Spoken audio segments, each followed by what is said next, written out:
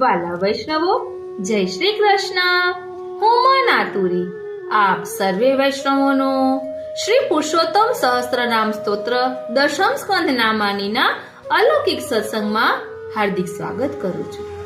અત્યારે આપણે દશમ સ્કંદ નામાની નિરોધ લીલા વિવેચન સહિત જોઈ રહ્યા છીએ, જેમાં આપણે ગયા પાઠમાં સમજ્યા હતા કે રૂકમણીજીને 10 પુત્ર ઉપરાંત એક કન્યા પણ હતી અને તેનું નામ ચારુમતી હતું. કૃતવર્માના પુત્ર બલિએ તેની સાથે લગ્ન કરેલા. હવે તેનાથી આગળ શંભ્રાંતક સત્પુત્ર વિવાહ હત રૂક્મિકઃ ઉષા પરુત પૌત્ર શ્રી બાણબાહુ નિવારકઃ.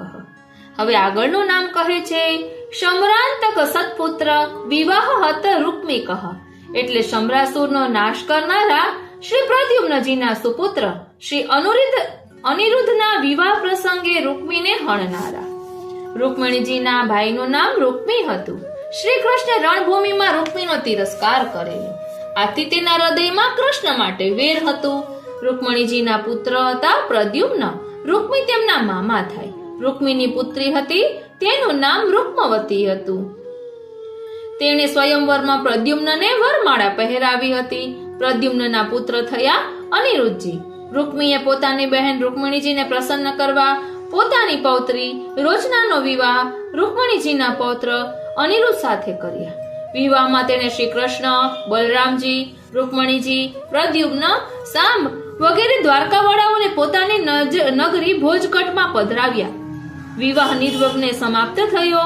કેટલાક રાજાઓએ રૂકમીને ચડાવ્યો અને બલરામજી સાથે ચોપાટ રમવા પ્રેર્યા.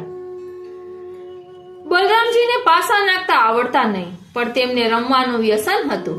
બંને ચોપાટ રમવા લાગ્યા. બલરામજીએ પહેલા 100, પછી 1000, પછી 10,000 મહોરનો દાવ લગાવ્યો. રૂકમી આમાં જીતી ગયો. બીજા રાજાઓ બલરામજીની હાંસી ઉડાવવા લાગ્યા.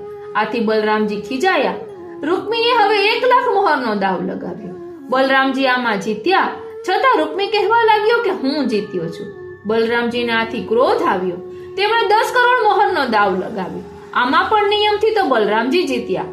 રૂકમીએ છળથી કહ્યું હું જીત્યો. આકાશવાણી આ વખતે થઈ અને કહ્યું કે બલરામજી આ દાવ જીત્યા છે. રૂકમી ખોટું કહે છે કે તે જીત્યો છે. રૂકમીએ આકાશવાણી પર ધ્યાન ન આપ્યું. બલરામજીની મશ્કરી કરવા લાગ્યો. બલરામજીને ખૂબ ક્રોધ આવ્યો. પોતાના મુશળથી રૂકમીને મારી નાખ્યો. અહીં બલરામજીની લીલાને શ્રી કૃષ્ણની લીલા તરીકે દર્શાવી છે. પછી આગળનું નામ કહે છે ઉષા પરુત પૌત્ર શ્રી, એટલે ઉષા માટે તેની સખી ચિત્રલેખાએ યોગ શક્તિથી હરણ કરેલા પોતાના પૌત્રની શ્રી સંપત્તિ જેમનાથી છે તેવા શ્રી કૃષ્ણ. વાલા વૈષ્ણવો, ઉષા બાણાસુરની પુત્રી હતી. ચિત્રલેખા તેની સખી હતી. તે પોતાની યોગ શક્તિથી અનિરુદ્ધનું હરણ કરી લાવી. ઉષા અને અનિરુદ્ધ સાથે રહેવા લાગ્યા. બાણાસુરને આ સમાચાર મળ્યા. તેણે આ બંનેનો સહવાસ જોયો. અનિરુદ્ધને નાગપાશથી બાંધી દીધો, બંદીખાને નાખ્યો. શ્રી કૃષ્ણ પોતાના પૌત્ર અનિરુદ્ધને મુક્ત કરવા પધાર્યા. અનિરુદ્ધ મુક્ત થયા ત્યારે સ્ત્રી સાથે અનેક સંપત્તિ પણ અનિરુદ્ધને પ્રાપ્ત થઈ. શ્રી કૃષ્ણના લીધે જ આ શક્ય થયું. પછી આગળનું નામ કહે છે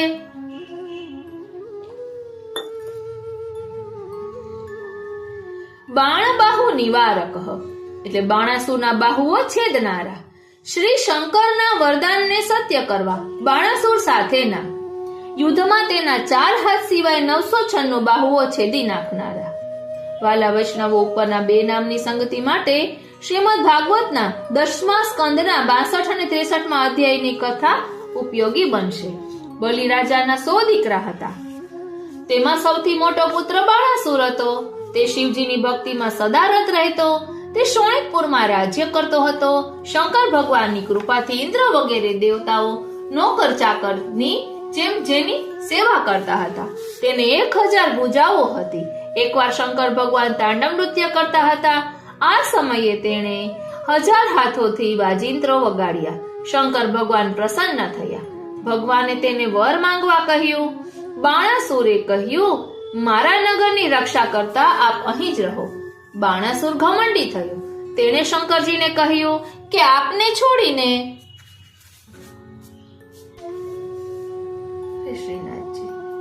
છોડીને મારી બરાબરી કરે તેવો કોઈ યોદ્ધો ત્રિલોકમાં નથી. મારી સામે કોઈ લડી શકતું નથી. મારા હાથમાં લડવા માટે ખંજવાળ આવે છે. શંકરજીને આ સાંભળી ક્રોધ આવ્યો અને કહ્યું, મૂઢ, જે દિવસે તારી ધ્વજા તૂટીને પડી જશે તે સમયે મારા જેવા જ યોદ્ધા સાથે તારું યુદ્ધ થશે. તે યુદ્ધ તારો ઘમંડ ચૂર ચૂર કરી દેશે. બાણાસુર તે દિવસની રાહ જોવા લાગ્યો. તેને એક કન્યા હતી. તેનું નામ ઉષા હતું. તેને એક રાત્રે સ્વપ્ન આવ્યું. તેમાં તેણે અનિરુદ્ધજી સાથે થયેલ સમાગમથી તે વિવળ થઈ ગઈ. ઉષાની સહેલી હતી. તેનું નામ ચિત્રલેખા હતું. ચિત્રલેખાએ ઉષાને તેની વિહવલતાનું કારણ પૂછ્યું. ઉષાએ તેને સ્વપ્નની વાત કરી અને કહ્યું કે હું મારા પ્રાણ વલ્લભને શોધું છું. ચિત્રલેખા પાસે યોગ શક્તિ હતી.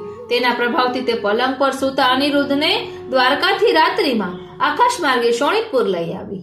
ઉષા સાથે મેળાપ કરાવ્યો. ઉષાના અંતઃપુરમાં કોઈ પુરુષ પ્રવેશી શકતો નહીં. અનિરુદ્ધજી અહીં આવીને પોતાની જાતને પણ ભૂલી ગયા.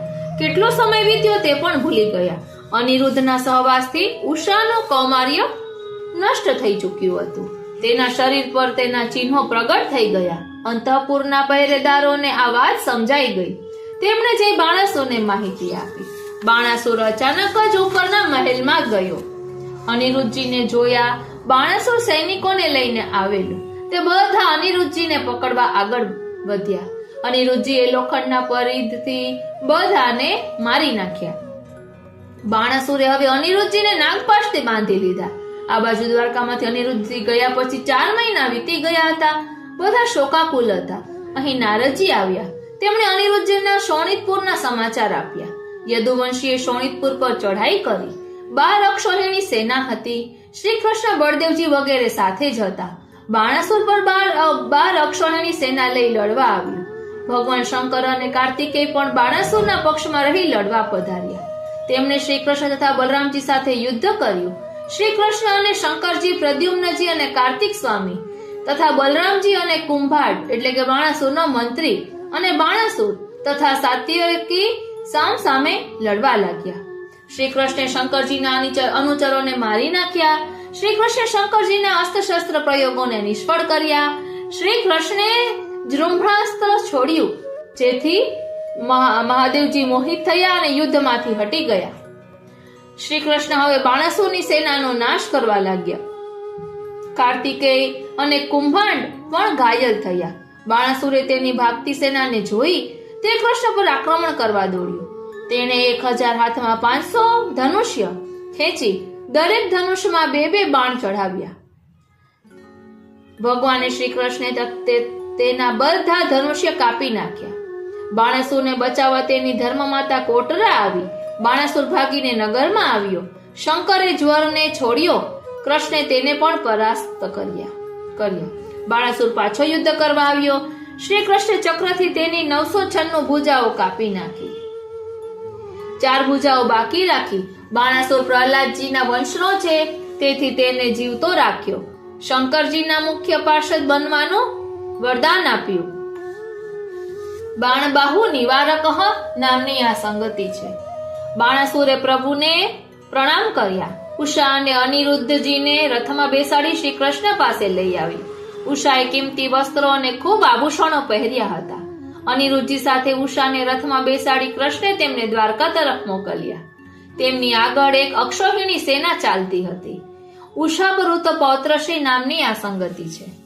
ત્યારબાદ શ્લોક છે: શીત જ્વર ભય વ્યાપ્ત જ્વર સંસ્તુત ષડગુણ શંકર પ્રતિ યોદ્ધા ચ દ્વંદ્વ યુદ્ધ વિશારદ. શીત જ્વર ભય વ્યાપ્ત જ્વર સંસ્તુત ષડગુણ એટલે શીત જ્વરના ભયથી વ્યાપ્ત થયેલ ઉષ્ણ જ્વરથી સ્તુતિ કરાયેલા 6 ગુણવાળા શ્રી કૃષ્ણને હું વંદન કરું છું. વાલા વૈષ્ણવો, શ્રી કૃષ્ણે બાણાસુરની સાથે યુદ્ધ કર્યું. શ્રી કૃષ્ણે શંકરના ભૂતગણોને મારી ભગાડ્યા. આ વખતે શંકરજીએ કૃષ્ણ ઉષ્ણ જ્વરને છોડ્યો. તેના 3 માથા અને 3 પગ હતા. તે 10 દિશાઓને બાળતો હતો. શ્રી કૃષ્ણ તરફ તે દોડ્યો. શ્રી કૃષ્ણે આ જોયું અને પોતાનો શીત જ્વર છોડ્યો. માહેશ્વર ઉષ્ણ જ્વર અને વૈષ્ણવ એટલે શીત જ્વર એકબીજા સાથે લડવા લાગ્યા. વૈષ્ણવ જ્વર એટલે કે શીત જ્વરના તેજથી માહેશ્વર જ્વર એટલે કે ઉષ્ણ જ્વર પીડાયો, બૂમો પાડવા લાગ્યો, અત્યંત ભયભીત થયો. તેને કોઈ જગ્યાએ રક્ષણ ન મળ્યું. ત્યારે તે નમ્ર થઈ હાથ જોડી શ્રી કૃષ્ણના શરણમાં ગયો અને ષડગુણ શ્રી કૃષ્ણની સ્તુતિ કરી. ત્યારબાદ છે શંકર પ્રતિ યોદ્ધા એટલે શંકર સાથે યુદ્ધ કરનારા શ્યામ સુંદરને હું વંદન કરું છું. વાલા વૈષ્ણવો, આગળ આપણે જોયું કે શ્રી કૃષ્ણે બાણાસુરની રાજધાની પર હુમલો કર્યો. ત્યારે શંકરજી બાણાસુરનો પક્ષ લઈ શ્રી કૃષ્ણ સાથે યુદ્ધ કરવા આવેલા. પછી આગળનું નામ કહે છે દ્વંદ્વ યુદ્ધ વિશારદ એટલે સામસામા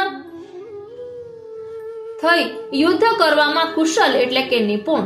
બાણાસુર તરફથી ભગવાન શંકર નંદી પર સવાર થઈ કાર્તિકેય અને ગણોને સાથે લઈ રણભૂમિમાં પધાર્યા. તેમણે ભગવાન શ્રી કૃષ્ણ તથા બલરામજી સાથે યુદ્ધ કર્યું.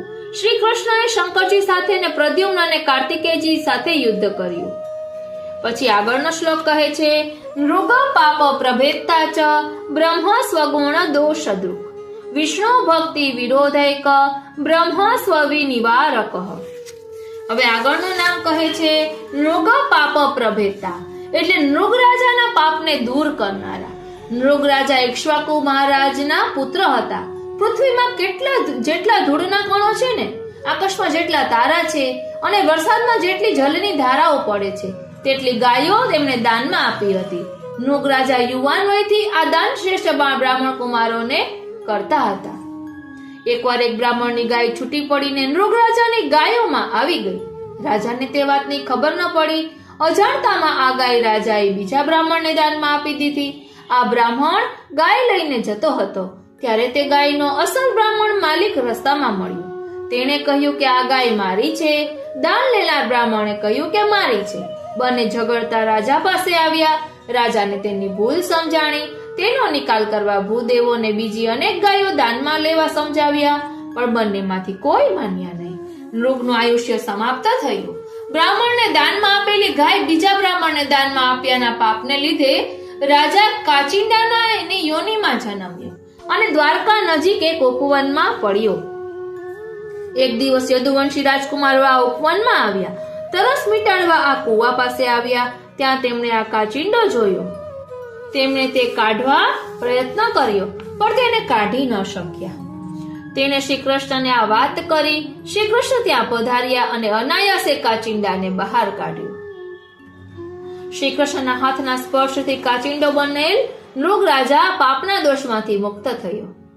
પછી આગળનું નામ છે બ્રહ્મ સ્વગુણ દોષદ્રુક એટલે બ્રહ્મસ્વના ગુણ અને દોષોને જોનાર, બ્રહ્મસ્વમાં રહેલા ગુણ અને દોષો બીજાને દર્શાવનાર. નૃગ રાજાને બ્રહ્મસ્વથી થયેલા દોષ અને ગુણો અન્ય પુરુષોને દર્શાવનાર. બ્રહ્મસ્વ એટલે બ્રાહ્મણની વસ્તુને પોતાની કરી લેવી તે. વાલા વૈષ્ણવો, શ્રી કૃષ્ણે પોતાના પરિજનોને ઉદ્દેશીને બ્રહ્મસ્વના ઘોર પાપનું અને તેના ફલરૂપ ભગવત દર્શનનું વર્ણન 64મા અધ્યાયમાં કર્યું છે. રાજા નૃગ બ્રહ્મસ્વના દોષથી કાચિંડો બનેલા. શ્રી કૃષ્ણના સ્પર્શથી તે કાચિંડાના રૂપમાંથી સ્વર્ગીય દેવતાના રૂપમાં પરિવર્તિત થઈ ગયો. નૃગે ભગવાનની પરિક્રમા કરી, પ્રણામ કર્યા, ચરણ કમલનો સ્પર્શ કર્યો અને વિમાનમાં બેસી દેવલોક ગયો. નૃગના ગયા પછી શ્રી કૃષ્ણે ક્ષત્રિયોને શીખ આપવા ત્યાં ઉપસ્થિત કુટુંબના સર્વ લોકોને કહ્યું, અગ્નિ સમાન તેજસ્વી લોકો પણ બ્રાહ્મણોનું થોડું ધન પણ હડપ કરીને પચાવી શકતા નથી. બ્રાહ્મણોનું ધન હલાહલ વિષથી પણ ભયંકર છે. વિષની ચિકિત્સા થાય પણ આ ધનની કોઈ ચિકિત્સા નથી. બ્રાહ્મણના ધનને હડપ કરવાથી સંપૂર્ણ ફળ મૂળ સહિત નાશ પામે છે. તેવા માણસની પેઢીઓને પેઢી નાશ પામે છે. આવા લોકો નરકમાં જાય છે. શ્રી કૃષ્ણ આજ્ઞા કરે છે કે બ્રાહ્મણનું ધન ભૂલથી પણ રાજ્યની તિજોરીમાં આવવું જોઈએ નહીં. અજાણતા પણ આવો અપરાધ થાય તો પણ અધપતન થાય છે. નૃગે અજાણતા બ્રહ્મસ્વ દોષ કર્યો. કાચિંડાની યોની મળી. નૃગે પુષ્કળ દાન પણ કરેલું. આથી તેને ભગવત દર્શન રૂપી દિવ્ય ફળ પણ પ્રાપ્ત થયું. પ્રભુએ બ્રહ્મસ્વના ગુણ અને દોષોને સર્વત્ર પ્રસ્રાવવાના હેતુથી જ યદુરાજ કુમારોને ઉપદેશ આપેલો છે. આમ શ્રી કૃષ્ણ બ્રહ્મસ્વના ગુણ દોષ જોનારા છે. પછી આગળનું નામ કહે છે વિષ્ણુ ભક્તિ વિરોધૈક બ્રહ્મસ્વ વિનિવારક. એટલે બ્રહ્મસ્વનો દોષ વિષ્ણુ ભક્તિમાં વિરોધ કરે છે, તેનું નિવારણ કરનારા કૃષ્ણ. વાલા વૈષ્ણવો, મૃગરાજાના પ્રસંગમાં તેણે કરેલ અજાણતાથી બ્રહ્મસ્વના દોષનું ફળ તેણે ભોગવ્યું. તે પ્રભુ ભક્તિમાં પ્રતિબંધ કરનાર હતું. શ્રી કૃષ્ણે પોતાના સ્પર્શથી તે દોષનું વિશેષ રીતે નિવારણ કર્યું, અર્થાત બ્રહ્મસ્વથી થયેલ પાપને દૂર કર્યા. હવે આગળના શ્લોકમાં કહે છે બલભદ્રા હિત ગુણો ગોકુલ પ્રીતિદાયક ગોપી સ્નેહક નિલયો ગોપી પ્રાણ સ્થિતિ પ્રદહ. હવે આગળનું નામ છે બલભદ્રા હિત ગુણ, એટલે બલદેવજીમાં શોક રહિતપણું, આનંદી સ્વભાવ વગેરે ગુણોનું સ્થાપન કરનારા. બલરામજીને નંદબાવાને મળવું હતું, સ્વજન સંબંધીઓને મળવું હતું, તેના માટે તેમની ખૂબ ઉત્કંઠા હતી. એકવાર તે દ્વારકાથી વ્રજમાં આવ્યા. વ્રજવાસીઓને પણ બલરામજીને મળવાની ઉત્કંઠા હતી. બલરામજીને આવેલા જોઈને બધાએ તેમને પ્રેમથી ગળે લગાડ્યા. બલરામજીએ માતા પિતાને પ્રણામ કર્યા, તેમણે બલરામજીને આશીર્વાદ આપ્યા, અભિનંદન આપ્યા. આમ વ્રજજનોને બળદેવજીના આનંદદાયી વર્તનથી દિવ્ય આનંદ થયો. શ્રી કૃષ્ણ અને બલરામજી વચ્ચેના અભેદના કારણથી આ નામ શ્રી કૃષ્ણ નામ તરીકે જણાવ્યું છે. ત્યારબાદનું નામ છે ગોકુલ પ્રીતિદાયક, એટલે ગોકુલ નિવાસી જનોને પ્રીતિ એટલે કે આનંદ હર્ષ પમાડનાર. બળદેવજીએ ગોકુલના નિવાસી તેમના માતા પિતા વગેરે પ્રીતિનું દાન કર્યું છે. બળદેવજી દ્વારકાથી ગોકુળ આવ્યા. માતા પિતાને ખૂબ આનંદ થયો. માતા પિતાએ બળદેવજીને કહ્યું, તમે જગદીશ્વર છો, નાના ભાઈ શ્રી કૃષ્ણ સાથે સર્વદા અમારી રક્ષા કરો છો. આમ કહી બલદેવજીને ગોદમાં લીધા અને પ્રેમ અશ્રુઓથી તેમને ભીંજવી નાખ્યા. બલરામજીએ મોટા ગોપોને નમસ્કાર કર્યા, નાના ગોપોએ બલરામજીને નમસ્કાર કર્યા. બલરામજી ગ્વાલબાલ પાસે ગયા, કોઈની સાથે હાથ મેળવ્યા, કોઈની સાથે મીઠી વાતો કરી, કોઈને ખૂબ હસાવી ગળે લગાવ્યા. બલરામજીએ બધાના ક્ષેમ કુશળ પૂછ્યા. આ નામ પણ શ્રી કૃષ્ણ માટે છે.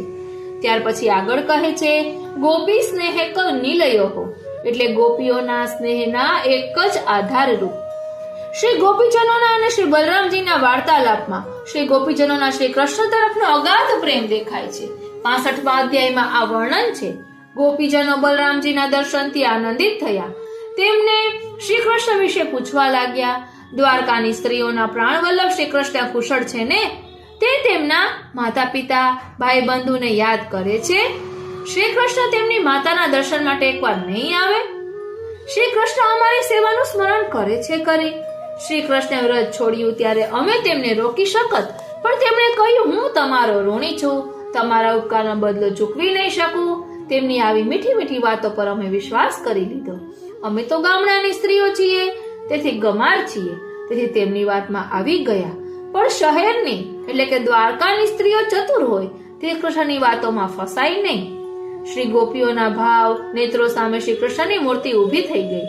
શ્રી કૃષ્ણની મધુર સ્મૃતિમાં તન્મય થઈ તે રોવા લાગી.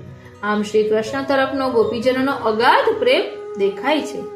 પછી આગળનું નામ કહે છે ગોપી પ્રાણ સ્થિતિ પ્રદહ, એટલે શ્રી ગોપીજનોના પ્રાણનું અસ્તિત્વ ટકાવનારા. શ્રી કૃષ્ણ મથુરા ગયા. શ્રી ગોપીજનોને લાગ્યું કે વાત વાતમાં અમારા પ્રેમનું બંધન કાપી કૃષ્ણ પરદેશ જતા રહ્યા, અમારી સાથે સંબંધ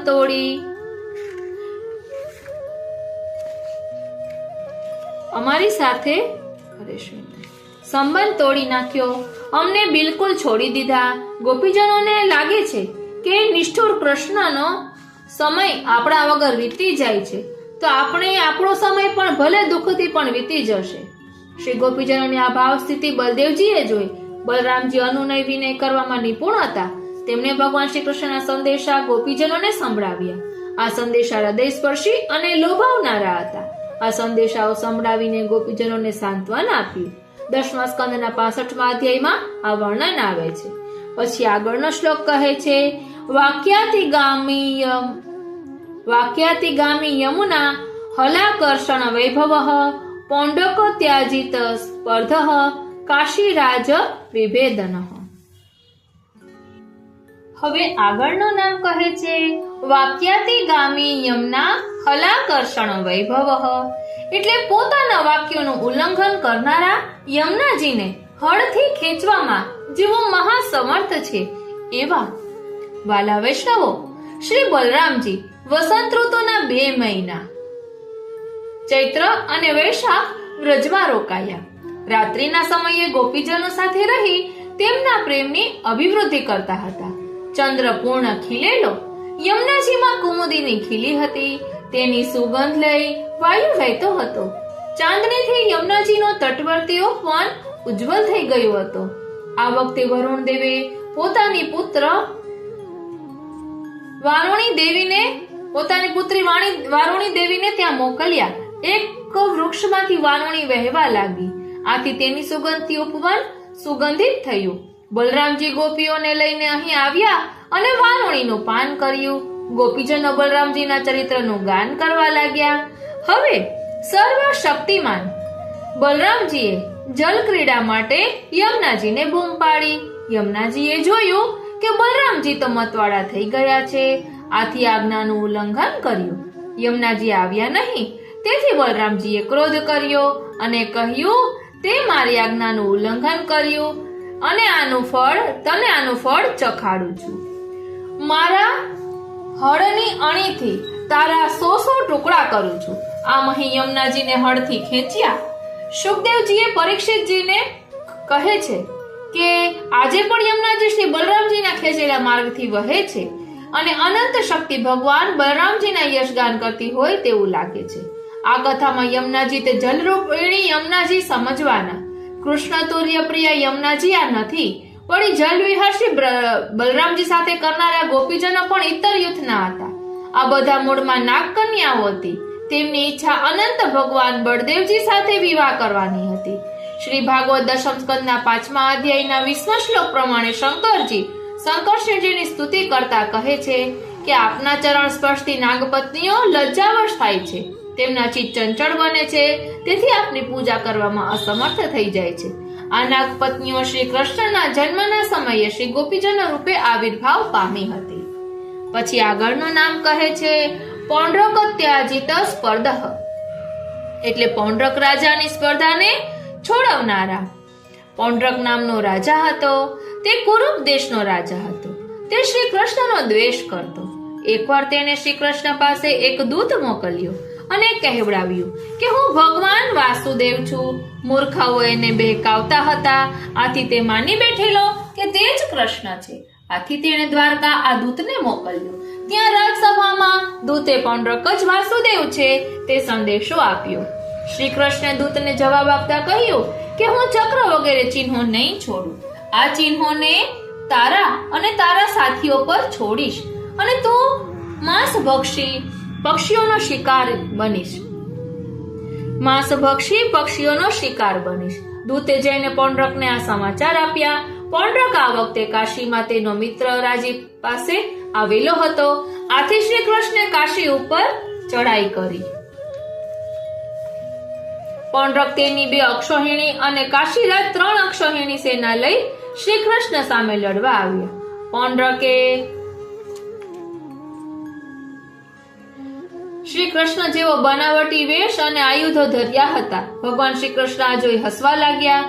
શત્રુઓએ શ્રી કૃષ્ણ પર હુમલો કર્યો. શ્રી કૃષ્ણે ગદા, તલવાર, ચક્ર અને બાણની મદદથી શત્રુઓની સેનાનો નાશ કર્યો. શ્રી કૃષ્ણે પૌંડ્રકનો તિરસ્કાર કર્યો. બાણોથી પૌંડ્રકના રથને તોડી નાખ્યો. ચક્રથી તેનું માથું ઉતારી દીધું. વસુદેવજીએ કાશી રાજાની પુત્રી સાથે પણ લગ્ન કરેલા. તેનાથી પૌંડ્રકનો જન્મ થયેલો. પછી આગળનું નામ કહે છે કાશીરાજ વિભેદનઃ, એટલે કાશીરાજનો નાશ કરનારા. પૌંડ્રક મિથ્યા વાસુદેવ બનેલો. કાશીરાજ તેનો મિત્ર હતો. તે પૌંડ્રકને ઉપસાવતો હતો. શ્રી કૃષ્ણ પૌંડ્રક સામે યુદ્ધ કરવા આવ્યા ત્યારે તે પૌંડ્રકની મદદે ગયેલો. પૌંડ્રકનું માથું ઉતારી શ્રી કૃષ્ણે કાશી નરેશનું માથું પણ બાણો વડે ધડથી અલગ કરી દીધું.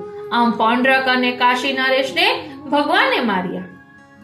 ત્યાર પછી આગળના શ્લોકમાં કહે છે કે કાશી નિદાહ કર્ણઃ શિવો ભસ્મ પ્રદાયકઃ દ્વિવિધ પ્રાણ ઘાતી ચ કૌરવા ખર્વ ગર્વનોત. હવેનું નામ છે કાશી નિદાહ કર્ણઃ, એટલે કાશી નગરીનો અત્યંત દાહ કરનારા, બાળનારા. કાશીરાજના પુત્રનું નામ સુદક્ષિણ હતું. પિતાના મૃત્યુ પછી તેણે મનમાં નિશ્ચય કર્યો કે પિતૃઘાતીને હું મારીશ, આ રીતે પિતાના ઋણમાંથી મુક્ત થઈશ. તેણે શંકર ભગવાનની આરાધના કરી, શંકરજીને પ્રસન્ન કર્યા, પિતૃઘાતીના વધનો ઉપાય પૂછ્યો. શંકરજીએ દક્ષિણાગ્નિની ઉપાસના કરવા સૂચવ્યું. આ અગ્નિ એવો હતો કે તે બ્રાહ્મણને, આદર આપનારને કે બ્રહ્મ સ્વરૂપને તે કાંઈ અસર કરી શકે નહીં. બ્રાહ્મણના અભક્ત હોય તેના પર જ અસર કરે. આ અભિચાર કર્મ પૂરું થતા યજ્ઞકુંડમાંથી ભીષણ અગ્નિ મૂર્તિમાન થઈ પ્રકટ થયા.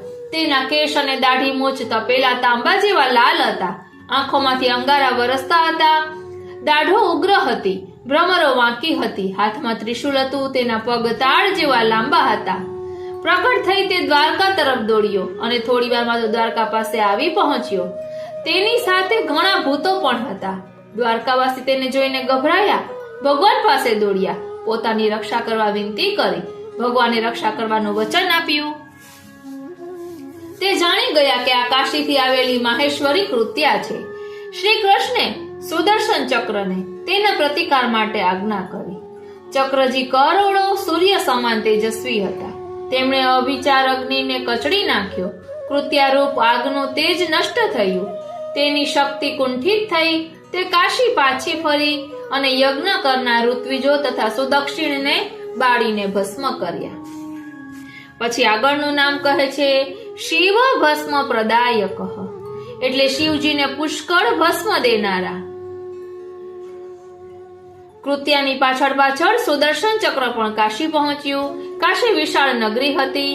અટારીઓ, સભાભવન, બજાર, નગરદ્વારો, દ્વારોના શિખર, ખજાના, હાથી, ઘોડા, રથ અને અન્નોના ગોદામોથી સુસજ્જિત હતી. ભગવાન શ્રી કૃષ્ણે સુદર્શન ચક્રથી કાશીને બાળીને ભસ્મ કરી.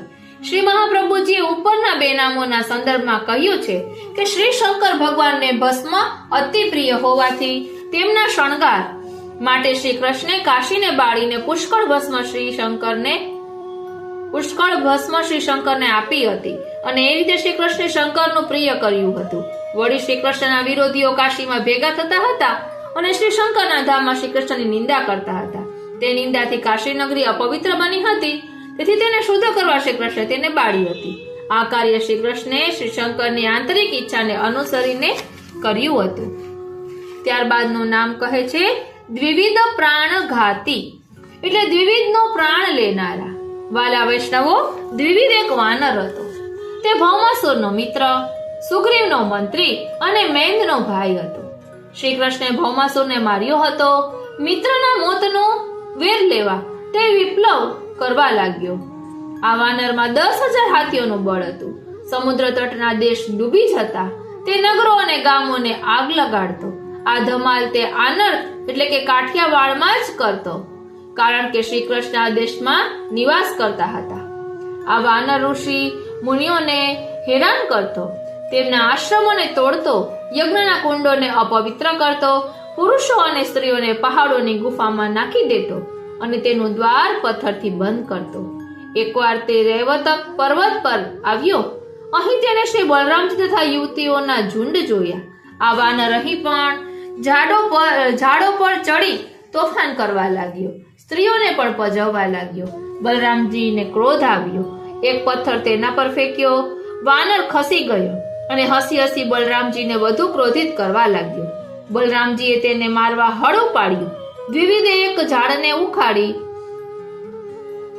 વેગથી દોડી બલરામજીના માથા પર ફટકાર્યું. આ જ વખતે બલરામજીએ તેને પકડી રાખ્યું. બીજા હાથે સુનંદ નામના મુશળથી વાંદરાના માથે પ્રહાર કર્યો. દ્વિવિધનું માથું ફાટી ગયું. દ્વિવિધે આની પરવા કર્યા સિવાય બીજું ઝાડ ઉખાડ્યું. બલરામજી પર જોરથી પ્રહાર કર્યો. બલરામજીએ તે વૃક્ષના ઘણા ટુકડા કરી દીધા. દ્વિવિદે પાછું વૃક્ષ ફેંક્યું. બલરામજીએ પાછા તેના ટુકડા કર્યા. આ રીતે આખું મેદાન વૃક્ષો વગરનો થયું. પછી તેણે પથ્થરો ફેંકવા લાગ્યા. બલરામજીએ તેને પણ તોડી નાખ્યા. છેવટે દ્વિવિદે બલરામજીની છાતી પર મુક્કાનો પ્રહાર કર્યો. બલરામજીએ બંને હાથોથી વાનરની હાંસળી પર પ્રહાર કર્યો. વાનર ધરતી પર મરીને પડી ગયો. શ્રી કૃષ્ણ બલરામજી દ્વારા કરાવેલી આ લીલા છે. હવે આગળનું નામ કહે છે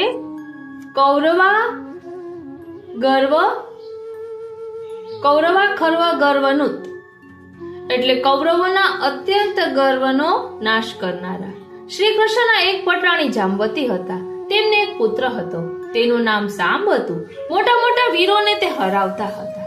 દુર્યોધનને એક કન્યા હતી. તેનું નામ લક્ષ્મણા હતું. તેના લગ્ન માટેનો સ્વયંવર યોજાયો. સાંબ આ કન્યાનું હરણ કરી ગયો. આથી કૌરવોને ક્રોધ આવ્યો. સાંબને પકડીને બાંધી દેવાનું નક્કી કર્યું. કર્ણ, શલ, ભૂરિશ્રવા, યજ્ઞકેતુ તથા દુર્યોધન વગેરે સાંબને પકડવા દોડ્યા. સાંબે આ જોયું. તેમણે ધનુષ્ય ચડાવ્યું. એકલા જ રણભૂમિમાં લડવા દ્રઢતાથી ઉભા રહ્યા. કર્ણ કૌરવ પક્ષે મુખ્ય યોદ્ધા હતો.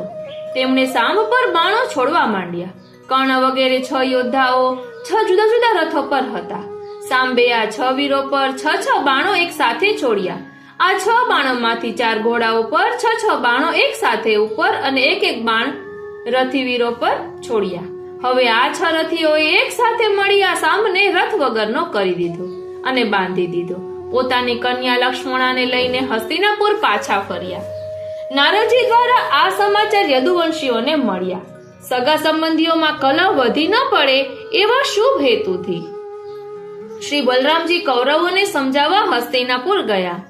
પણ કૌરવોએ તેમનું ભારે અપમાન કર્યું. અતિ હલકા ગર્વિષ્ઠ વચનો તેમને કહ્યા. તેથી શ્રી બલરામજીએ ક્રોધ કરીને પોતાના હાથથી હસ્તિનાપુરને ખેંચીને ગંગાજીમાં ફેંકી દેવાની તૈયારી કરી હતી. આથી હસ્તિનાપુર ડગમગવા માંડ્યું હતું.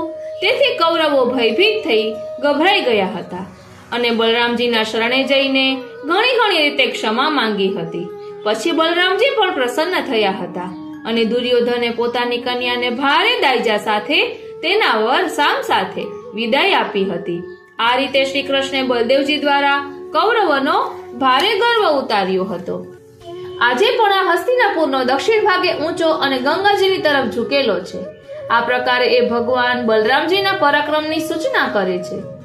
પછી આગળનો શ્લોક કહે છે લાંગલા કૃષ્ણ નગરી સંવિઘ્નાખિલ નાગરઃ પ્રપન્ના ભયદઃ સાંબ પ્રાપ્ત સન્માન ભાજનો. હવે આગળનું નામ કહે છે લાંગલા કૃષ્ણ નગરી સંવિઘ્નાખિલ નાગરઃ, એટલે હળની અણીથી ખેંચેલી નગરીને લીધે તેમાં નિવાસ કરનારા સર્વ નાગરિકજનોને વિકલ કરનારા. આગળના નામમાં આપણે જોયું કે દુર્યોધન વગેરે કૌરવો મહામદોન્મત્ત બની ગયા હતા. બલદેવજીએ તેમના મદને ઉતારવાનું નક્કી કર્યું. બલદેવજીનું આયુધ હળ છે. તેની અણીથી હસ્તિનાપુર નગરને ઉખાડી ગંગા નદીમાં નાખી દેવા માંડ્યું. આનાથી તેમાં રહેતા બધા નાગરિકો ભયથી વિહવળ થઈ ગયા. શ્રી બલદેવજી દ્વારા આવું પ્રભાવશીલ મહৎ કર્મ કરનારા આપ શ્રી કૃષ્ણ જ છે. પછી આગળનું નામ કહે છે પ્રપન્ના ભયદઃ, એટલે શરણે આવેલા જનોને અભય આપનારા શ્યામ સુંદરને હું નમન કરું છું. કૌરવોએ જોયું કે પોતાની નગરી ગંગામાં પડી રહી છે. આનાથી તેમાં વસતા નગરજનોને પણ પીડા થાય છે. આ નિહાળી સર્વ કૌરવો પ્રભાવ સંપન્ન બલદેવજીને શરણે ગયા. ભગવાન પોતાને પ્રપન્ન થયેલા એટલે કે શરણે આવેલાને તો અભય જ આપે છે. આમ શરણે થયેલા હસ્તિનાપુરના લોકોને અભય આપનારા પણ આ પરમાત્મા શ્રી કૃષ્ણ છે. ત્યારબાદનું નામ કહે છે સાંબ પ્રાપ્ત સન્માન ભાજનમ, એટલે સાંબને પ્રાપ્ત થયેલ સત્કાર પૂર્વક સન્માનને ભોગવનાર. દુર્યોધન વગેરે કૌરવો બલરામજીના શરણમાં આવ્યા. બલરામજીની સ્તુતિ કરી. શ્રી બલરામજીએ તેમને ડરતા નહીં કહી અભયદાન આપ્યું. દુર્યોધન પોતાની પુત્રી લક્ષ્મણાને ખૂબ પ્રેમ કરતો હતો. તેણે દહેજમાં 60 વર્ષના 1200 હાથી, 10,000 ઘોડા, સોનાના 6,000 રથ અને સોનાનો હાર પહેરેલી 1,000 દાસીઓ આપી. શ્રી બલરામજીએ તેનો સ્વીકાર કર્યો અને દ્વારકા તરફ પ્રસ્થાન કર્યું. સામને પ્રાપ્ત થયેલ સન્માન અને સત્કારના સ્થાને રૂપ શ્રી કૃષ્ણ અને બલદેવજી છે. પછી આગળનો શ્લોક કહે છે, નારદાન્વિષ્ટ ચરણો ભક્ત વિક્ષેપ નાશક સદાચારેક નિલયઃ સુધર્માધ્યાસિતાસન. હવે આગળનું નામ કહે છે નારદાન્વિષ્ટ ચરણ, એટલે નારદજીએ જેમના ચરણોને શોધ્યા છે, જોવાની વાંછના કરી છે તેવા પ્રભુ. વાલા વૈષ્ણવો, શ્રી કૃષ્ણે નરકાસુર એટલે કે ભૌમાસુરને મારી નાખ્યો. હજારો રાજકુમારીઓ ત્યાં બંધી હતી. ભગવાને બધી કન્યાઓ સાથે લગ્ન કર્યા. નારદજીએ આ જાણ્યું. તેમને ભગવાનની રહેન સહેન જોવાની અભિલાષા થઈ. તે વિચારવા લાગ્યા કે શ્રી કૃષ્ણ એક જ શરીરથી એક જ સમયે 16,000 મહેલોમાં અલગ અલગ 16,000 રાજકુમારીઓ સાથે વિવાહ કર્યા. આથી ઉત્સુકતાપૂર્વક ભગવાનની લીલા જોવા માટે તે દ્વારકા આવ્યા. અહીં સ્ફટિકમણી અને ચાંદીના 9 લાખ મહેલો હતા. આમાં ભગવાન શ્રી કૃષ્ણનું સુંદર અંતઃપુર હતું. તેના નિર્માણમાં વિશ્વકર્માજીએ પોતાની બધી કુશળતા લગાવી દીધી હતી. આવા અંતઃપુરમાં ભગવાનની રાણીઓના 16,000 થી વધુ મહેલ શોભતા હતા. તેમાંથી એક મોટા ભવનમાં દેવર્ષિ નારદજી પ્રવેશ્યા. પછી આગળનું નામ કહે છે ભક્ત વિક્ષેપ નાશક, એટલે ભક્ત નારદજીના ચિત્ત વિક્ષેપનો નાશ કરનાર. વાલા વૈષ્ણવો, ભક્ત નારદજીએ ભગવાનની ગૃહસ્થાશ્રમની અચિંત્ય લીલાઓ જોઈ. નારદજીએ એક ભવનમાં પ્રવેશ કર્યો.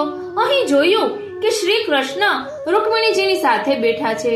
રૂકમિણીજી પંખાની સેવા કરી રહ્યા છે. નારદજીને જોઈ શ્રી કૃષ્ણે માથું નમાવી પ્રણામ કર્યા. આસન પર બેસાડ્યા. નારદજીના પગ ધોયા. તે ચરણામૃત પ્રભુએ પોતાના માથા પર ધારણ કર્યું. નારદજીની પૂજા કરી સ્વાગત કર્યું. શ્રી કૃષ્ણ તો યોગેશ્વરોના પણ ઈશ્વર છે. નારદજીને પ્રભુની યોગમાયાનું રહસ્ય જાણવું હતું. આથી તે બીજી પત્નીના મહેલમાં ગયા. અહીં ભગવાન તેમની પત્ની તથા ઉદ્ધવજી સાથે ચોસર રમતા હતા. અહીં પણ શ્રી કૃષ્ણ નારદજીની પૂજા અર્ચના કરી. ભગવાને અંજાન થઈ નારદજીને પૂછ્યું કે અહીં આપ ક્યારે પધાર્યા? નારદજી આ બધું જોઈ અને સાંભળીને ચકિત થઈ ગયા. અહીંથી નારદજી ચૂપચાપ બીજા મહેલમાં ગયા. અહીં તેમણે જોયું કે શ્રી કૃષ્ણ તેમના નાના નાના બાળકોને લાડ લડાવતા હતા. ત્યાંથી બીજા મહેલમાં ગયા તો જોયું કે શ્રી કૃષ્ણ સ્નાનની તૈયારી કરી રહ્યા છે. આ પ્રકારે દેવર્ષિ નારદે વિભિન્ન મહેલોમાં ભગવાનને ભિન્ન ભિન્ન કાર્ય કરતા જોયા. ક્યાંક તે યજ્ઞ કરતા હતા તો ક્યાંક બ્રાહ્મણોને ભોજન કરાવતા હતા. ક્યાંક સંધ્યા કરતા હતા તો ક્યાંક ગાયત્રીનો જપ કરતા હતા. ક્યાંક ઢાલ તલવારથી દાવપેચ કરતા હતા તો ક્યાંક ઘોડા હાથી પર સવાર થતા હતા. ક્યાંક પલંગ પર સૂતા હતા તો કોઈક મહેલમાં ઉદ્ધવજી વગેરે મંત્રીઓ સાથે ગંભીર વિષયમાં ચર્ચા કરતા હતા. ક્યાંક તેમના પુત્ર અને કન્યાઓના વિધિવત વિવાહ કરતા હતા. આ બધું જોઈ નારદજી ચકિત થયા. ત્યારે ભગવાને તેમને કહ્યું કે હું ધર્મનો ઉપદેશક છું, પાલન કરનાર છું, તેનું અનુષ્ઠાન કરનારો છું. સંસારના લોકોને ધર્મની શિક્ષા આપવા હું આ પ્રકારે ધર્મનું આચરણ કરું છું. માટે હે મારા પ્રિય પુત્ર, તું મારી આ યોગ માયા જોઈ મોહિત ન થતો. પછી આગળનું નામ કહે છે સદાચારૈક નિલયઃ, એટલે સત્પુરુષોના આચારના મૂળરૂપ સ્થાનરૂપ ભગવાન શ્રી કૃષ્ણ. શાસ્ત્રમાં શિષ્ટ પુરુષોના આચાર બતાવ્યા છે. દાખલા તરીકે બ્રહ્મ મુહૂર્તમાં ઉઠી પરબ્રહ્મનું ચિંતન ધ્યાન કરવું, નિરંતર સંધ્યા ઉપાસના કરવી વગેરે. સત્પુરુષોના આ આચારો માન્ય કરવા જોઈએ. આથી શ્રી કૃષ્ણ લોક સંગ્રહ અર્થ આ સર્વ આચારોનું વિધિપૂર્વક પાલન કરે છે. આથી અહીં પ્રભુને શિષ્ટજનોના આચારના સ્થાનરૂપ કહ્યા છે. 5મા સ્કંધના 19મા અધ્યાયમાં ભારત વર્ષનું વર્ણન છે. અહીં ગંધર્વો શ્રી રામના ગુણાનુવાદ કરે છે અને કહે છે કે 5મા શ્લોકમાં એટલે કહે છે કે પ્રભુ આપનો મનુષ્ય અવતાર કેવળ રાક્ષસોના વધ માટે નથી. તેનો મુખ્ય ઉદ્દેશ્ય મનુષ્યને શિક્ષા આપવાનો છે. નહીં તો પોતાના સ્વરૂપમાં જ રમણ કરનારા સાક્ષાત જગદાત્મા જગદીશ્વરને સીતાજીના વિયોગમાં આટલું દુઃખ કઈ રીતે થઈ શકે? પછી આગળનું નામ કહે છે સુધર્માધ્યાસિતાસનઃ, એટલે સુધર્મા સભામાં જેમનું બિરાજવાનું સિંહાસન મધ્ય સ્થાનમાં સ્થાપિત થયેલું હતું તેવા શ્રી કૃષ્ણ. વાલા વૈષ્ણવો, શ્રી કૃષ્ણ દ્વારકામાં રાજ્યસભામાં બિરાજતા તે સુધર્મા સભા કહેવાતી. ભગવાન સવારે જાગતા, નિત્યના પ્રાતઃકાલીન કર્મો કરતા. આ વખતે તેમનો સારથી દારૂક રથ લઈને આવતો. શ્રી કૃષ્ણ સાત્યકી અને ઉદ્ધવજીને લઈ રથમાં સવાર થતા. આ રીતે તેઓ સમસ્ત યદુવંશીઓ સાથે સુધર્મા નામની સભામાં પ્રવેશ કરતા. જે લોકો આ સભામાં બેસતા તેમને ભૂખ, તરસ, શોક, મોહ અને જરા મૃત્યુ સતાવતા નહીં. શ્રી કૃષ્ણ બધી રાણીઓથી અલગ અલગ વિદાય થઈ એક જ રૂપમાં સુધર્મા સભામાં પ્રવેશ કરતા અને ત્યાં જઈ શ્રેષ્ઠ સિંહાસન પર બિરાજતા. યદુવંશી વીરોની વચ્ચે સિંહાસન પર બિરાજતા. તારાઓ વચ્ચે ચંદ્ર શોભે તે રીતે યદુવંશી વીરો વચ્ચે શ્રી કૃષ્ણ શોભતા હતા. પછી આગળના શ્લોકમાં કહે છે જરાસંધા વરુદ્ધેન વિજ્ઞાપિત નિજ કલમઃ મંત્ર્ય ઉદ્ધવાદી વાક્યોક્ત પ્રકારેક પરાયણ. હવે આગળનું નામ કહે છે કે જરાસંધા વરુદ્ધેન વિજ્ઞાપિત નિજ કલમઃ, એટલે જરાસંધે કેદ કરેલા રાજાઓએ જેમને પોતાનું દુઃખ નિવેદિત કરેલું છે એવા શ્રી કૃષ્ણ. એક દિવસ સુધર્મા સભામાં એક નવો માણસ આવ્યો. તેણે જરાસંધે કેદ કરેલા રાજાઓના દુઃખનું નિવેદન શ્રી કૃષ્ણ પાસે કહ્યું. જરાસંધ દિગ્વિજય કરવા નીકળેલો. આ વખતે 20,000 રાજાઓએ તેની શરણાગતિ સ્વીકારી નહોતી. આ બધા રાજાઓને જરાસંધે કેદમાં પૂર્યા હતા. તેમણે દૂત મારફત શ્રી કૃષ્ણની સહાય અને શરણ માંગેલું. રાજાઓએ ભગવાન શ્રી કૃષ્ણને પ્રાર્થના કરી, હે ભગવાન, આપના ચરણ કમલ શરણાગત પુરુષોના સમસ્ત શોક અને મોહને નષ્ટ કરનારા છે, એટલે આપ જ જરાસંધ રૂપ કર્મોના બંધનથી અમને છોડાવો. પછી આગળનું નામ કહે છે મંત્રી ઉદ્ધવ આદિ વાક્યોક્ત પ્રકારેક પરાયણ. મંત્રી ઉદ્ધવજીએ નિવેદન કરેલી સલાહનો પ્રકાર સર્વથા સ્વીકારનારા. સુધર્મા સભામાં જરાસંધે બંદી કરેલા રાજાઓનો દૂત આવ્યો. તેણે શ્રી કૃષ્ણને રાજાઓને બચાવવા વિનંતી કરી. ત્યાર પછી નારદજી પધાર્યા. તેમણે શ્રી કૃષ્ણને કહ્યું કે યુધિષ્ઠિરની રાજસૂય યજ્ઞ કરવાની ઈચ્છા છે. આ બંને કાર્યો કરવા યોગ્ય છે. તેમાં શી રીતે વર્તવું? આ માટે રાજનીતિ કુશળ ઉદ્ધવજીને પૂછવામાં આવ્યું. ઉદ્ધવજીએ આથી સલાહ આપી હતી કે શરણની ઈચ્છાવાળા રાજાઓની રક્ષા કરવી જોઈએ અને યુધિષ્ઠિર મહારાજનું રાજસૂય યજ્ઞનું કાર્ય પણ પૂર્ણ કરાવવું જોઈએ. આ બંને નિમિત્તે જરાના સુત જરાસંધ ઉપર વિજય મેળવવો એ મને ઇષ્ટ લાગે છે. 10મા સ્કંદના 70મા અધ્યાયમાં શ્રી કૃષ્ણે ઉદ્ધવજીની સલાહ માંગી તે આવે છે અને 10મા સ્કંદના 71મા અધ્યાયમાં ઉદ્ધવજી આપેલી સલાહ છે. અતો જરાસુત જય ઉભયાર્થો મતો મમ. પછી આગળના શ્લોકમાં કહે છે રાજસૂયાદિ મખકૃત સંપ્રાર્થિત સહાયકૃત ઇન્દ્રપ્રસ્થ પ્રયાણાર્થ મત્સંભાર સંવૃત્તિ. રાજસૂય આગળનું નામ છે રાજસૂયાદિ મખકૃત, એટલે રાજસૂય આદિ યજ્ઞને સંપાદન કરનાર. ભગવદ ઈચ્છા વગર રાજસૂય આદિ યજ્ઞનું કર્મ પાર પડી શકતું નથી. કારણ આ કર્મ વિષય હોય છે. કારણ કે આ યજ્ઞ કરનાર રાજા સર્વ રાજાઓમાં શ્રેષ્ઠ હોવો જોઈએ. બલથી, ધનથી અને પ્રભાવથી વર્ચસ્વ વાળો જોઈએ. તે જ રાજસૂય યજ્ઞ કરી શકે. યુધિષ્ઠિર રાજાએ રાજસૂય યજ્ઞનો મનોરથ કર્યો હતો. તેમને શ્રી કૃષ્ણની સહાયની જરૂર હતી. સહાયની પ્રાર્થનાનો સંદેશો તેમણે નારદજીને કહ્યો અને શ્રી કૃષ્ણ સુધી પહોંચાડવા વિનંતી કરી. નારદજી સુધર્મા સભામાં આવ્યા. શ્રી કૃષ્ણે તેમને પાંડવોના કુશળ સમાચાર પૂછ્યા. ત્યારે નારદજીએ કહ્યું કે યુધિષ્ઠિરને જોઈ વસ્તુની કામના નથી થતી, છતાં તે શ્રેષ્ઠ યજ્ઞ રાજસૂય કરવા માંગે છે. આ યજ્ઞ દ્વારા તે આપની પ્રાપ્તિ માટે આપની આરાધના કરવાનું ઈચ્છે છે. આપ કૃપા કરી તેમની અભિલાષા પૂર્ણ કરો. શ્રી કૃષ્ણે આથી યુધિષ્ઠિરને રાજસૂય યજ્ઞ માટે બધી જરૂરી સહાય આપી હતી. રાજાનો યજ્ઞ પરિપૂર્ણ કરાવ્યો હતો. આ રીતે યુધિષ્ઠિર મહારાજનો યશ વિસ્તાર્યો હતો. આ સર્વલીલા શ્રી કૃષ્ણ પ્રભુની હતી. પછી આગળનું નામ કહે છે ઇન્દ્રપ્રસ્થ સંભાર સંભૃતિ. એટલે ઇન્દ્રપ્રસ્થમાં પ્રયાણ કરવા મહાપુરુષોને યોગ્ય સામગ્રીનો સારી રીતે સંચય એટલે કે સંગ્રહ છે એવા શ્રી કૃષ્ણને હું નમન કરું છું. વાલા વૈષ્ણવો, નારદજીએ યુધિષ્ઠિર રાજાની રાજસૂય યજ્ઞમાં સહાય કરવાની પ્રાર્થના શ્રી કૃષ્ણને કરી હતી. આ વખતે સભામાં જરાસંધે કેદ કરેલા રાજાઓનો દૂત પણ આવ્યો હતો. તેણે જરાસંધને મારીને રાજાઓને મુક્ત કરાવવા વિનંતી કરી હતી. આ બંને કાર્યમાંથી કયું કામ પહેલા કરવું તે માટે શ્રી કૃષ્ણે ઉદ્ધવજીને પૂછ્યું. ઉદ્ધવજીએ કહ્યું કે આપના ફોઈના દીકરાઓ પાંડવોના રાજસૂય યજ્ઞમાં સંમિલિત થઈ તેમની સહાય કરવી જોઈએ. ઉદ્ધવજીની સલાહ નિર્દોષ હતી. તે વખતે ઉપસ્થિત નારદજી તથા યદુવંશીઓએ અને શ્રી કૃષ્ણે પણ તેમની વાતને સમર્થન આપ્યું. શ્રી કૃષ્ણે હવે પાંડવોની રાજધાની ઇન્દ્રપ્રસ્થ નગરીમાં પત્નીઓ સહિત પ્રયાણ કરવાની તૈયારીઓ કરી. આમાં મહાપુરુષોને યોગ્ય એવી સેના વગેરે સામગ્રીનો સંગ્રહ સંયમ રાખ્યો હતો. શ્રી કૃષ્ણે વસુદેવ તથા ગુરુજનોની અનુમતિ લીધી.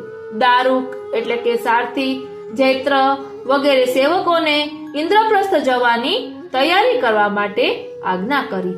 10મા સ્કંદના 71મા અધ્યાયમાં આ વર્ણન આવે છે. પછી આગળના શ્લોકમાં કહે છે જરાસંધ વધ વ્યાજ મોચિતા શેષ ભૂમિપઃ સન્માર્ગ બોધકો યજ્ઞ ક્ષિતિ વારણ તત્પરઃ. હવે આગળનું નામ કહે છે જરાસંધ વધ વ્યાજ મોચિતા શેષ ભૂમિપઃ. એટલે જરાસંધનો વધ કરવાના નિમિત્તથી બધા રાજાઓને બંધનમાંથી મુક્ત કરનારા શ્યામ સુંદરને હું વંદન કરું છું. વાલા વૈષ્ણવો, શ્રી કૃષ્ણે યુધિષ્ઠિર રાજાના રાજસૂય યજ્ઞનું અનુમોદન કર્યું અને કહ્યું કે યુધિષ્ઠિર મહારાજ, પૃથ્વીના બધા નરપતિઓને જીતો, સમગ્ર પૃથ્વીને વશમાં કરો, યજ્ઞોચિત બધી સામગ્રી એકત્રિત કરો અને પછી મહાયજ્ઞનું અનુષ્ઠાન કરો. યુધિષ્ઠિરજીએ પોતાના ભાઈઓને દિગ્વિજય કરવા આદેશ કર્યો. શ્રી કૃષ્ણે પાંડવોમાં પોતાની શક્તિનો સંચાર કરી તેમને અત્યંત પ્રભાવશાળી બનાવ્યા. દરેક ભાઈઓ જુદી જુદી દિશામાં ગયા, રાજાઓને જીત્યા અને યજ્ઞ માટે ખૂબ ધન લઈ આવ્યા. જરાસંધ પર હજુ વિજય મેળવાયો ન હતો. રાજા ચિંતામાં પડ્યા. શ્રી કૃષ્ણે ઉપાય વિચાર્યો. તે અનુસાર ભીમ, અર્જુન અને શ્રી કૃષ્ણ બ્રાહ્મણનો વેશ લઈ ગિરિવ્રજ આવ્યા. તે જરાસંધની રાજધાની હતી. બ્રાહ્મણ વેશથી આ ત્રણેય જરાસંધ પાસે ગયા. જરાસંધે તેમને બ્રાહ્મણ જાણી ભિક્ષા માંગવા કહ્યું અને તે પણ જણાવ્યું કે તમે જો ઈચ્છો તો મારું માથું પણ આપી શકું છું. શ્રી કૃષ્ણે હવે સાચી વાત કરી કે અમે ક્ષત્રિય છીએ, તમારી સાથે યુદ્ધ કરવા આવ્યા છીએ. ઓળખ આપી કે આ ભીમ છે, આ અર્જુન છે અને હું તમારો જૂનો શત્રુ કૃષ્ણ છું. જરાસંધે કહ્યું, ભીમ મારો બરોબરીનો છે, તેની સાથે હું ગદા યુદ્ધ કરીશ. જરાસંધ અને ભીમસેનનું ગદા યુદ્ધ 27 દિવસ સુધી ચાલ્યું. ભીમે શ્રી કૃષ્ણને કહ્યું, હું જરાસંધને જીતી નહીં શકું. શ્રી કૃષ્ણે જરાસંધના જન્મ મૃત્યુનું રહસ્ય જાણતા હતા. જરા રાક્ષસીએ જરાસંધના શરીરના 2 ટુકડા જોડી તેને જીવનદાન આપ્યું હતું. શ્રી કૃષ્ણે ભીમસેનના શરીરમાં પોતાની શક્તિનો સંચાર કર્યો. જરાસંધના વધનો ઉપાય વિચાર્યો. તેમણે એક વૃક્ષની ડાળીને વચમાંથી ચીરી નાખી અને ઈશારાથી ભીમસેનને બતાવ્યું. ભીમસેન શ્રી કૃષ્ણનો અભિપ્રાય સમજી ગયો. તેણે જરાસંધને પગ પકડી ધરતી પર પાડી દીધો. તેના એક પગને પોતાના પગ નીચે દબાવ્યો અને બીજો પગ 2 હાથથી પકડી લીધો. ત્યાર પછી ભીમે જરાસંધને ચીરી નાખ્યું. તેના શરીરના 2 ટુકડા થઈ ગયા. શ્રી કૃષ્ણ જરાસંધના પુત્ર સહદેવને રાજસિંહાસને બેસાડ્યો અને જરાસંધે જે રાજાઓને કેદી કર્યા હતા તે બધાને કારાગારથી મુક્ત કર્યા. કેદથી છૂટેલા રાજાઓએ શ્રી કૃષ્ણના ચરણો પર પોતાના માથા રાખી પ્રણામ કર્યા. ભગવાન શ્રી કૃષ્ણની સ્તુતિ કરી. પછી આગળનું નામ કહે છે સન્માર્ગ બોધક. એટલે સન્માર્ગ એટલે કે ભક્તિ માર્ગનો ઉપદેશ કરનારા શ્યામ સુંદરને હું નમન કરું છું. વાલા વૈષ્ણવો, કેદમાંથી મુક્ત થયેલા રાજાઓએ શ્રી કૃષ્ણના દર્શન કર્યા. તે સાથે તેમના ક્લેશ દૂર થયા. તેમણે ભગવાનની સ્તુતિ કરી. તે પછી ભગવાને તેમની મધુર વાણીમાં તેમને બોધ કર્યો કે ધન સંપત્તિ અને ઐશ્વર્યના મદથી ચૂર થઈને ઘણા લોકો ઉચ્છૃંખલ અને અભિમાની બને છે. અનેક દેવતા, દૈત્ય અને નરપતિ લક્ષ્મીનો મદ કરી પોતાના સ્થાનથી પદથી ચ્યુત થયા છે. શરીર અને તેના સંબંધી પેદા થાય છે, આથી તેનો નાશ અવશ્ય છે. આથી તેમાં આસક્તિ ન કરો. મન અને ઇન્દ્રિયોને વશમાં રાખી યજ્ઞ દ્વારા મારું યજન કરો. ધર્મપૂર્વક પ્રજાની રક્ષા કરો. જન્મ મૃત્યુ, સુખ દુઃખ, લાભ હાનિમાં સમાન ભાવ રાખો. તે મારો આપેલ પ્રસાદ છે તેમ માનીને સેવન કરો. તમારું ચિત્ત મારામાં લગાવીને જીવન જીવો. દેહ અને દેહ સંબંધીઓમાં આસક્તિ ન રાખો. પોતાના આત્મામાં રમણ કરો. તમારું મન મારામાં લગાવી દો. આનાથી તમે મને પ્રાપ્ત કરશો. આ રીતે શ્રી કૃષ્ણે રાજાઓને સુદૃઢ ભક્તિનો બોધ કર્યો. 10મા સ્કંદના 73મા અધ્યાયમાં આ વર્ણન આવે છે. પછી આગળનું નામ કહે છે યજ્ઞ ક્ષિતિ વારણ તત્પરઃ, એટલે યજ્ઞમાં થતી સર્વ ક્ષતિઓનું નિવારણ થાય તે માટે તત્પર શ્રી કૃષ્ણને હું વંદન કરું છું. વાલા વૈષ્ણવો, યજ્ઞોમાં અનેક વિઘ્નો ઉપસ્થિત થાય છે. દ્રવ્યના અભાવથી અનેક દૂષણો પણ આવે છે. આ સર્વને સારી રીતે સુધારી દ્રવ્ય પૂર્તિ કરીને કાર્યો સંપાદન કરવા પ્રભુ સમર્થ છે. એવા મહાકર્મો સાધવામાં પ્રભુની કૃપા આવશ્યક છે. યુધિષ્ઠિર રાજાના રાજસૂય યજ્ઞમાં પ્રભુ કૃપાના બળથી જ તે સર્વ કાર્યો સિદ્ધ થયા હતા. તે વાત આ નામથી જણાવે છે. પછી આગળના શ્લોકમાં કહે છે શિશુપાલ હતિવ્યાજ જય શાપ વિમોચક દુર્યોધનાભિ માનાબ્ધિ શોષ બાણ વૃકોદરઃ. હવે આગળનું નામ કહે છે કે શિશુપાલ હતિવ્યાજ જય શાપ વિમોચક, એટલે શિશુપાલના વધના નિમિત્તથી જય પાર્ષદને શાપમાંથી મુક્ત કરનારા શ્યામ સુંદરને હું વંદન કરું છું. વાલા વૈષ્ણવો, યુધિષ્ઠિરના રાજસૂય યજ્ઞમાં અગ્રપૂજા કોની કરવી તે બધા વિચારવા લાગ્યા. સર્વસંમતિથી કોઈ નિર્ણય થતો ન હતો. આ વખતે સહદેવે કહ્યું કે યદુવંશ શિરોમણી ભક્તવત્સલ ભગવાન શ્રી કૃષ્ણ સર્વ સદસ્યોમાં શ્રેષ્ઠ છે, અગ્રપૂજાને પાત્ર છે. આ વાતનું બધા ઉપસ્થિત સદસ્યોએ સમર્થન કર્યું. યુધિષ્ઠિરે શ્રી કૃષ્ણની પૂજા કરી. શિશુપાલ આ વખતે ત્યાં જ હતો. તેણે આ સાંભળ્યું અને જોયું. તેથી તે ઊભો થઈ શ્રી કૃષ્ણને અત્યંત કઠોર વચન કહેવા લાગ્યો. 101 ગાળો તે બોલ્યો. સભામાં બેઠેલા રાજાઓ શિશુપાલને મારવા ક્રોધથી ઊભા થયા. શિશુપાલ પણ પરવા કર્યા વગર લડવા ઊભો થયો. આ લોકોનો ઝઘડો જોઈ શ્રી કૃષ્ણ ઊભા થયા. તેમણે રાજાઓને શાંત કર્યા. ક્રોધથી શિશુપાલ તરફ ધસ્યા અને ચક્રથી શિશુપાલનું શિર કાપી નાખ્યું. શિશુપાલ મૂળ તો ભગવાનનો પાર્ષદ જય હતો. સનકાદી ઋષિઓના શ્રાપથી તે શિશુપાલ થઈ જન્મ્યો હતો. વાસ્તવમાં તો તે ભગવાનનો ભક્ત છે, માટે તેનો ઉદ્ધાર કરવા પ્રભુએ શિશુપાલનો નાશ કર્યો. શ્રી કૃષ્ણ તો ભગવાન છે, તેથી શિશુપાલની ગાળો સાંભળીને પીડા પામીને ક્રોધી બનીને તેનો નાશ નથી કર્યો, પણ તેના કલ્યાણ માટે વધ કર્યો છે. શિશુપાલના અંતઃકરણમાં શાપને લીધે 3 જન્મથી વેરભાવની અભિવૃદ્ધિ થતી હતી. આમ વેરભાવથી ધ્યાન કરતા કરતા તે પ્રભુમાં તન્મય થઈ ગયો. પ્રભુએ માર્યો. પાછો તે પાર્ષદ જય બની ગયો. પછી આગળનું નામ કહે છે દુર્યોધનાભિમાનાબ્ધિ શોષ બાણ વૃકોદરઃ, એટલે દુર્યોધનના અભિમાનના સાગરને ભીમસેન એટલે કે વૃકોદરના વચનરૂપી બાણથી શોષનારા. વાલા વૈષ્ણવો, યુધિષ્ઠિરે રાજસૂય યજ્ઞ કર્યો હતો.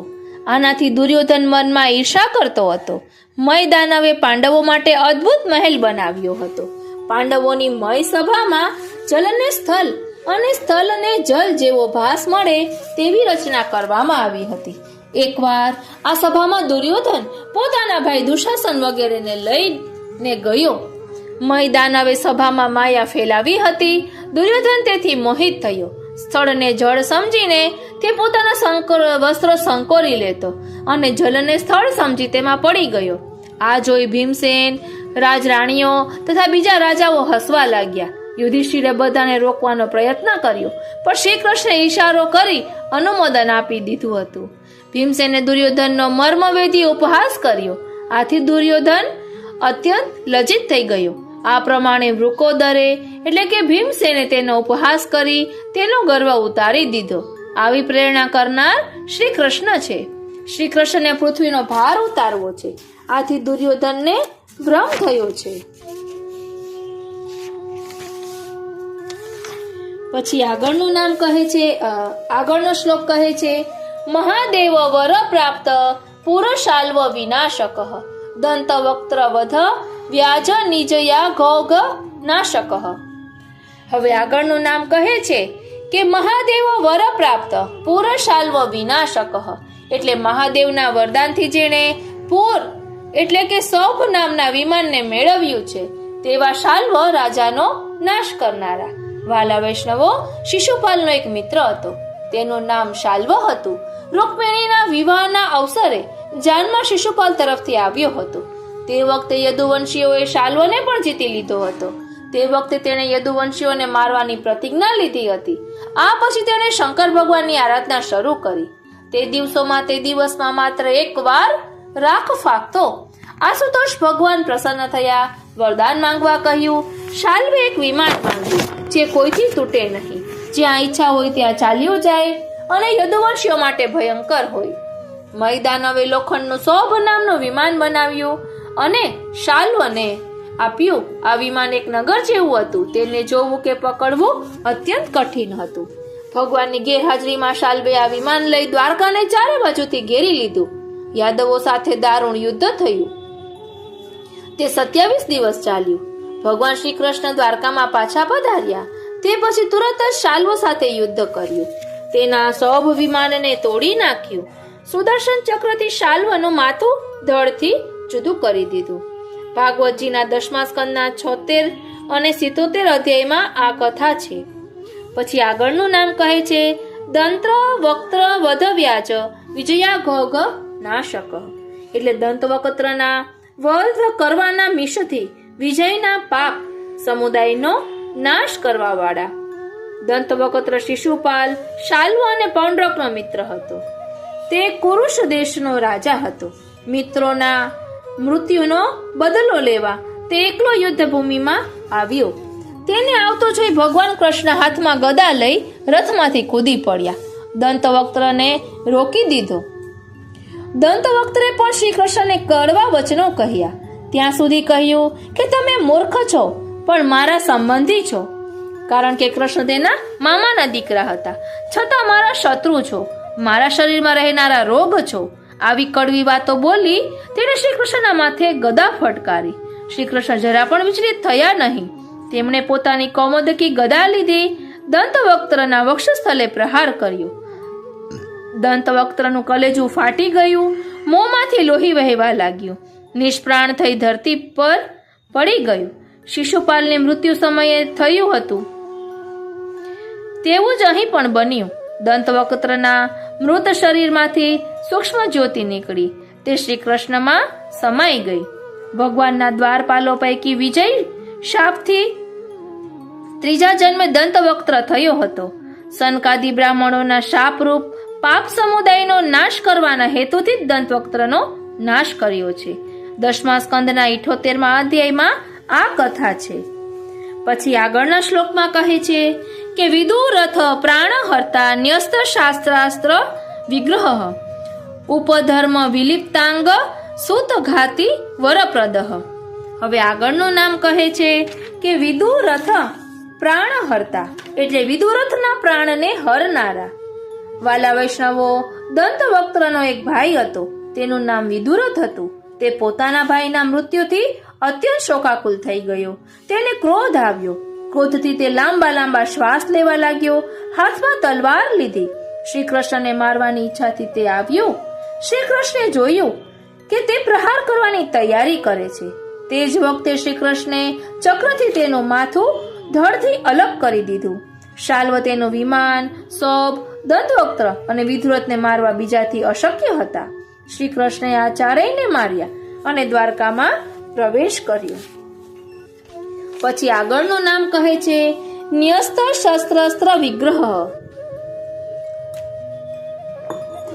એટલે શસ્ત્ર તથા અસ્ત્ર વડે થતા યુદ્ધનો ત્યાગ કરનારા.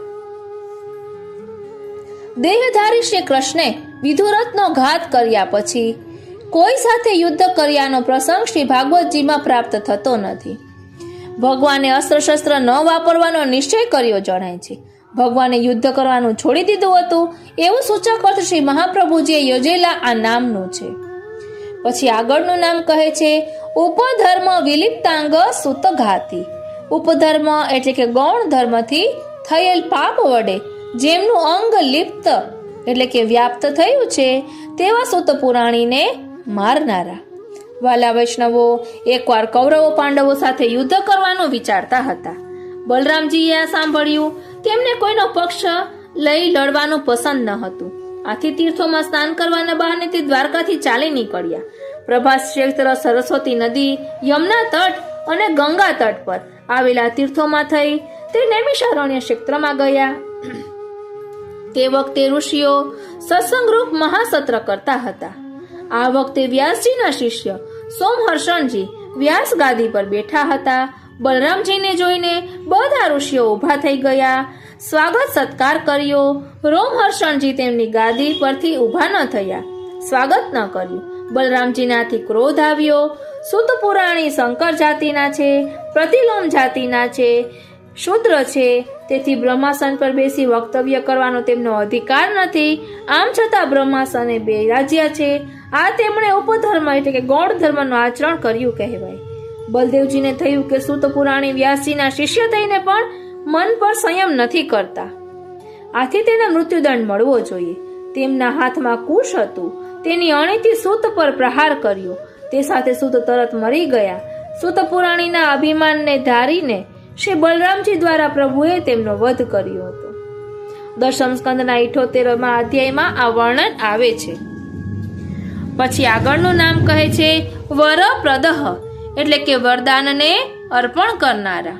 સૂતજીના વધથી ઋષિ મુનિઓના ચિત્ત ખિન્ન થયા. તેમણે જ સૂતજીને બ્રાહ્મણ ઉચિત આસને બેસાડ્યા હતા અને સત્ર સંપન્ન ન થાય ત્યાં સુધી કષ્ટરહિત આયુષ્ય પણ આપ્યું હતું. ઋષિઓએ બલરામજીને બ્રહ્મ હત્યાનું પ્રાયશ્ચિત કરવા કહ્યું. આનાથી પ્રજાને યોગ્ય બોધ પણ થાય. બળદેવજીએ કહ્યું કે હું પ્રાયશ્ચિત કરીશ અને તમે સૂત માટે જે માંગતા હો તે માંગી લો. હું મારા યોગ બલથી બધું સંપન્ન કરીશ. ઋષિઓએ કહ્યું, આપ એવો ઉપાય કરો જેનાથી આપના શસ્ત્ર પરાક્રમ અને તેનું મૃત્યુ પણ વ્યર્થ ન થાય અને અમે તેને જે વરદાન આપેલું છે તે પણ સત્ય થાય. બળદેવજીએ કહ્યું, વેદો કહે છે કે આત્મા જ પુત્ર રૂપમાં ઉત્પન્ન થાય છે. આથી રોમહર્ષણના સ્થાને તેમનો પુત્ર ઉગ્રશ્રવા આપને પુરાણોની કથા કહેશે. મારી શક્તિથી તેને હું દીર્ઘાયુ, ઇન્દ્રિય શક્તિ અને બલ આપું છું. ઋષિઓના સત્રને સમાપ્ત કરવાનું વરદાન બલદેવજી દ્વારા આપનારા પ્રભુ છે. આથી વરહ પ્રદહ નામ છે. હવે આગળના શ્લોકમાં કહે છે, વાલા વૈષ્ણવો, હવે આગળનો શ્લોક આપણે આવતા પાર્ટમાં જોઈશું, કારણ કે હજી થોડુંક છે અને એક અલગ પાર્ટ થશે. એટલે આજના સત્સંગને અહીં જ વિરામ આપીએ.